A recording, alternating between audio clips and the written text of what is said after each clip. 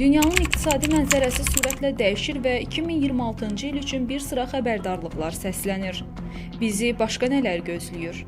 Qlobal infazda danışan sabiq Maliyyə naziri Fikrət Yusifov deyib ki, 2026-cı ildə qlobal iqtisadiyyat orta hesabla 2,7% artacaq.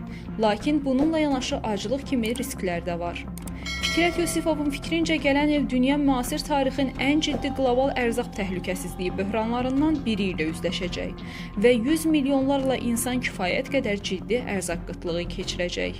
Bugün Sudan, Yəmən, Haiti, Fələstin, Əfqanıstan, Kongo Demokratik Respublikası kimi ölkələrdə milyonlarla insan aclıq həddindədir. Qəzza zolağında 1,6 milyondan çox insan kəskin qida çatışmazlığı ilə üzləşir. Əgər bölgədə döyüşlər yenidən başlayarsa, aclıq riski də böyüyəcək. Ərzaq təminatı sayəsində Azərbaycan hökumətinin qarşısında ciddi vəzifələr durur. Biz aqrar sənaye ölkəsi olsaq da, bugün ölkə əhalisinin tələbatı üçün zəruri olan ərzağın 3/4 hissəsindən çoxunu xaricdən ixal edirik. Ərzaq təminatı sayəsində xaricdən bu qədər asıllıq hökumətimizi ciddi düşündürməlidir.